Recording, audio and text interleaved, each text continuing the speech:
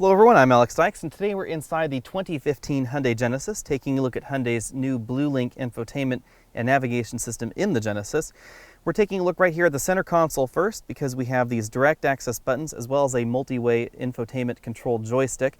Now this is not required to be used because we also have a touchscreen in the system, which is one of the features I really like. But let's take a look at this first. We have a direct access BlueLink button, home, phone, back button, menu, map, and nav button. This controller does move up and down, side to side. It clicks to enter and it scrolls around. Now let's focus in on this 9-inch LCD touchscreen right here in the dashboard.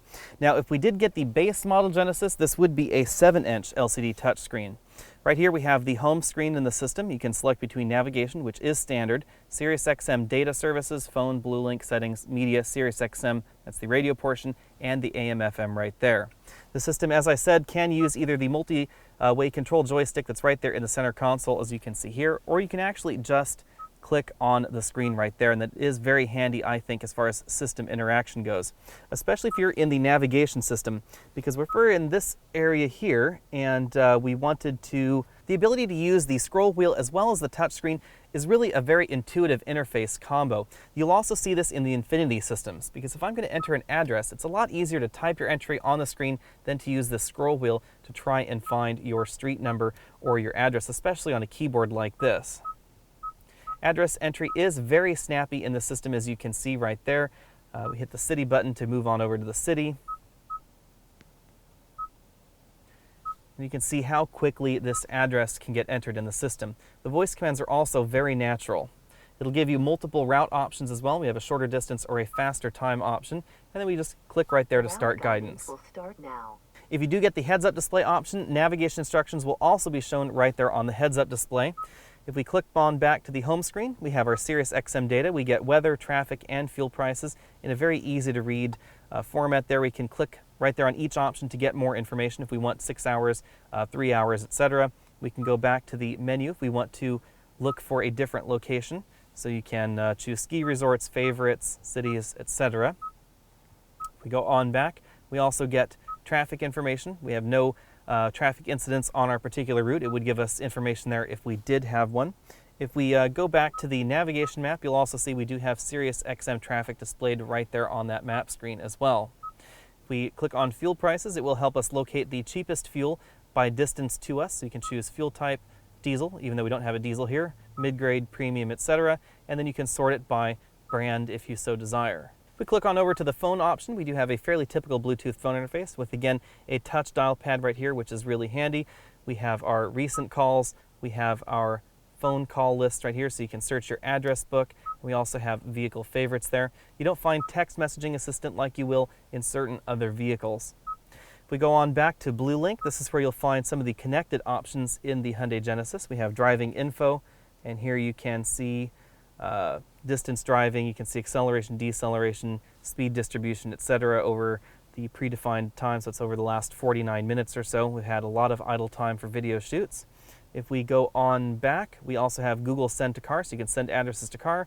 Vehicle diagnostics, if you think there's something wrong with your car, you can run a vehicle check and it'll tell you what exactly is wrong right there. No issues found, of course. We also have BlueLink apps. You can download those from the BlueLink store. This vehicle does have its own cellular modem built right in, very much like OnStar or Chrysler's Uconnect system, so it's very different than Ford or Lincoln MyTouch. Over here we have vehicle and system settings. You can control a wide variety of settings right there in this system.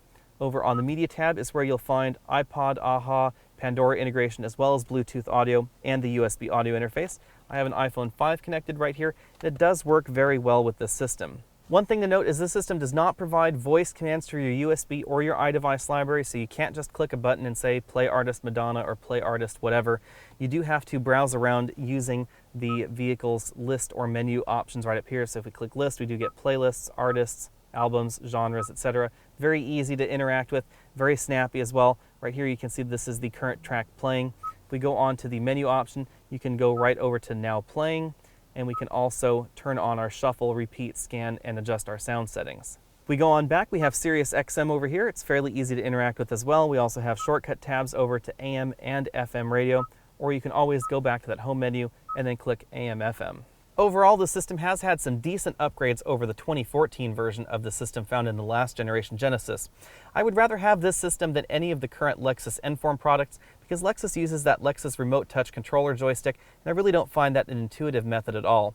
I do rank this below MMI as well as iDrive in terms of feature functionality. We don't get the schnazzing 3D view maps. If we click on over to the navigation map here, we don't have a 3D map view with topographic information that you find in the MMI system and in iDrive. MMI also gives you Google Map overlays, so you can see satellite imagery right there on your map, and we don't get that in this system. I do think, however, that this is easier to use than Mercedes Command. Mercedes Command is getting a little bit old, especially in the current generation E-Class. The C-Class does get a slightly improved version of that system, but the E-Class, for which the Genesis directly competes, really does lag behind this system in terms of overall feature functionality and definitely in terms of rapid response. The response time on that Mercedes Command system is pretty sluggish. Thanks for taking the time to check out this video. Go ahead and click that subscribe banner at the bottom of your screen so you can be updated on all of my latest videos. You can find me over at facebook.com/AlexandAutos. You can email your questions to alex@alexandautos.com, and I'll see you next week.